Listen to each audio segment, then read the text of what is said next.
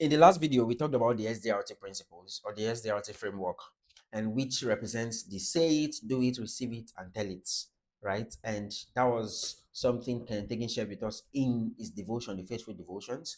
And in those videos, we talked about, if you've seen the previous videos, if you've not, please do check it out. We talked about the story of the woman with the issue of blood and how she said it, she did it, she received it, and she told it.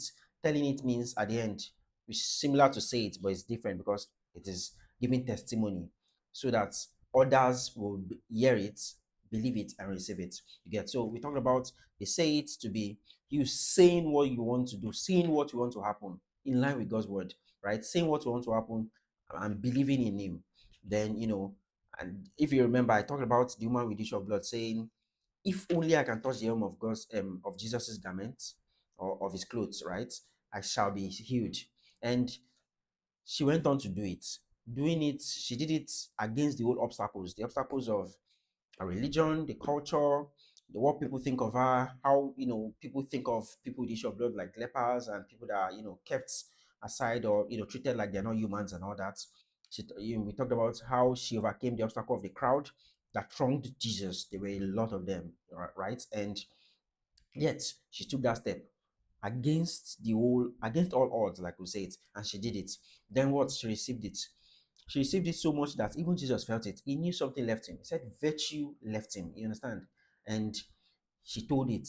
She told it. She immediately happened. She fell down before Jesus and she said the whole truth. She said it. She gave, which is testimony, giving testimonies, right?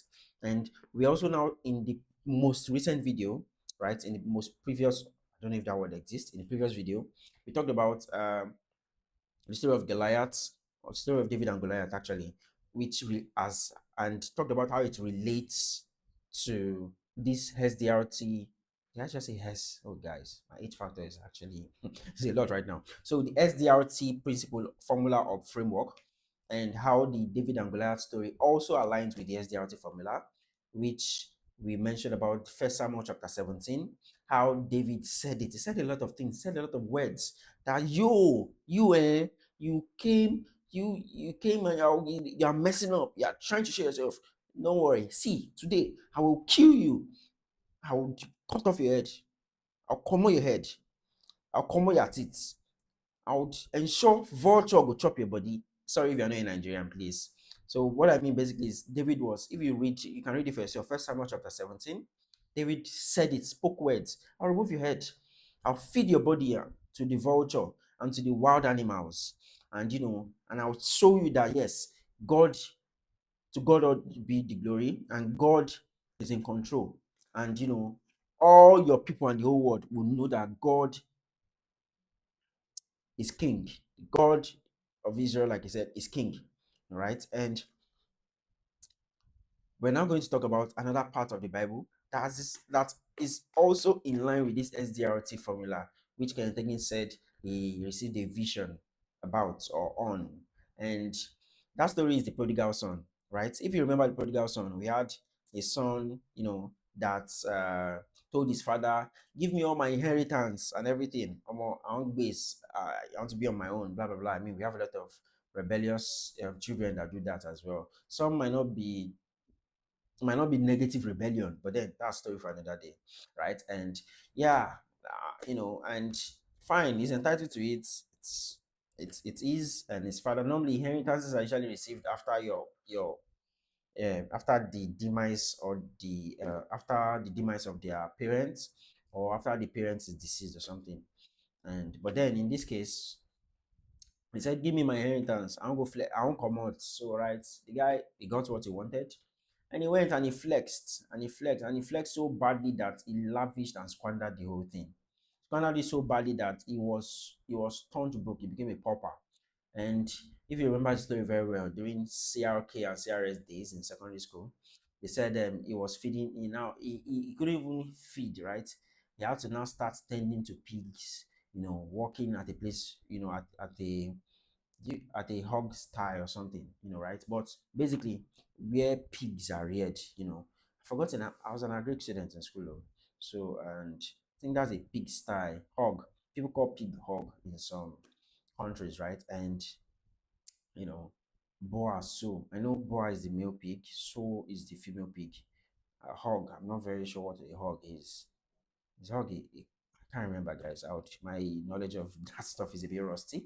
I'll go and freshen it up when I'm done. So yes, and so that's where he was, and to the next, it was so down. It was down bad that it was even.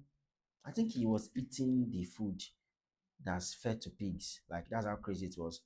Then at one point, he was like, Omo, you know how Nollywood Yoruba films will be, and they'll be like, hmm, hmm. Very dramatic people, right? And amazing stuff. Nollywood Yoruba. I miss watching African Magic Yoruba. To be honest, I miss watching Yoruba films. So yeah, that's it.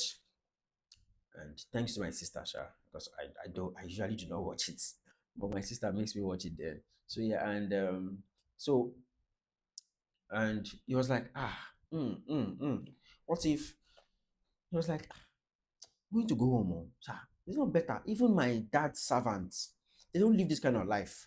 They live better than what he's living right now. And he's going to go home and he knows his father is going to receive him. And whatever it is, even if he goes home and becomes his dad's slave, no problem. Since he has taken his inheritance and all that. But guess what? He said it. That's the SDRT formula in play here. Then what did he do? Did he stay back and not go? No, he went in faith. Okay, well, last, he becomes his dad's slave. Even his dad's slave, they're not living that kind of life. He's suffering, bro. He's going through a lot.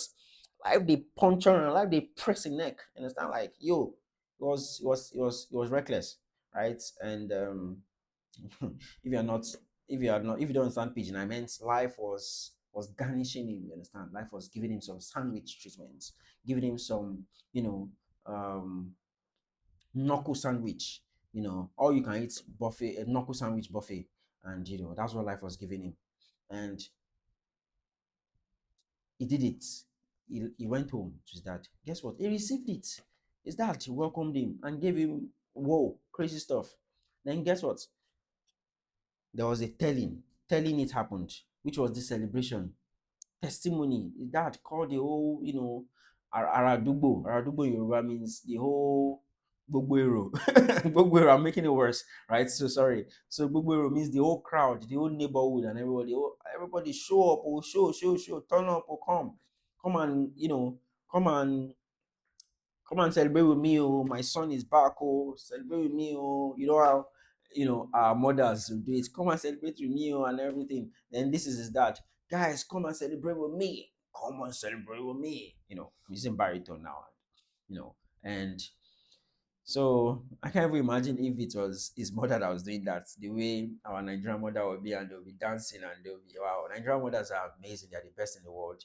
So yes, and speaking of, I lost my mom um already, and a while back actually, and yeah, okay, so yeah, like I was saying, so come and celebrate with me, which is more like the testimony part, which is tell it. So told the whole world, so that the whole world can believe and they can receive it. So if you're just joining this channel, that was a very long description. My name is Ewe Raphael. I'm founder and CEO at Kego, and I I got the leading to share the daily faithful devotions by Kenneth Hagin. If you need this material, do let me know. I would help you get it directly from Rema, Nigeria. Please don't get it from anywhere else. And the topic for today is the prodigal. Today's date is March 20th. March 20th. And the verses in focus is Luke chapter 15, verse 17 to 20. And it reads, "And when he came to himself, he said, how many hired servants of my father's have bread enough and to spare, and I perish with hunger." He was saying, like if you remember when I said it in the story I narrated, he was saying like, bro, even my palace servants, my popsy, my p man. Now these are different ways we call father in Nigeria, and even my pops, you understand, even my dad, even my father, his servants, they do not live this kind of life. Talk less of me, you understand? God. So basically, talk less of me, my father's child. So there's even more context from this. And we're going to talk about it. Like, talk less of you. You are God's child. How do you be living life like intimidity? in anxiety. You understand? When even God's servants do not live like that.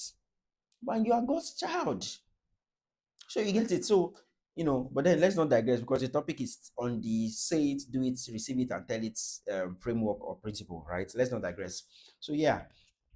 So, and he was like, why will he not be perishing in hunger? It's not about if he perish, he perish, he will not perish. Oh. Hunger must not finish him here. Like, it's going to go. So, let me continue the verse I was reading. So, he now said, I will arise and go to my father and will say unto him, Father, I have sinned against heaven and before thee, and am no more worthy to be called thy son. Make me as one of thy hired servants. And he arose and came to his father. Hope you get it. So he took action, he did it. So this is him. He was repentant, and there's a lot of lessons to pull out from the prodigal son. Like a lot. If we start, a wise man in Yoruba will say in Yoruba, "Ani wotan." We can't get to the end of it. There is a lot of things to unpack from this story of a prodigal son. So yeah, and kept on saying. So this was an example from the Old Testament, and the guy received it. The father saw him coming from afar and had compassion and ran and fell on his neck and kissed him. His father said, bring the robe and put on him, bring the ring and put on his finger, bring shoes and put on his feet, kill the fatted calf. Then they had a celebration and they told it. Hope you get it. So the guy said it. He said what it is, what he will do, what he needs, what he wants to happen, right? And he arose and went to his father. And the father happened to receive him. So he received it. He received love from his father. He received forgiveness from his father. He received happiness. He received a hug. He received a kiss from his father. A kiss of love. A kiss of you're welcome. A kiss of I'm so happy you're alive. A kiss of, he received it from his father. He received new shoes, new clothes, a ring, jewelry, adornments, embellishments, decorations. He received praises, welcome. He received it from his father. And he told it, celebrated, and told the story about it. So, yeah, guys, that confirms it. So, God said it, the Bible says it, I receive it, I accept it, and that settles it. So, say it, do it, receive it, tell it. I hope this bless somebody out there. So, let's take our confession, guys. I know that God will do anything. As usual, repeat aloud after me. I know that God will do anything I believe Him to do, which is in line with His word. And I know how to write my own ticket with God. First, I say it. Next, I do it. Then I receive it. Finally, I tell it in Jesus' name. Amen. So I hope this bless somebody out there. And go on out there and have a wonderful, wonderful day, guys. Don't forget to say it. Don't forget to say it, to do it, to tell it, and to receive it and to tell it. Sorry. And God bless you. And have a wonderful day, guys. Cheers.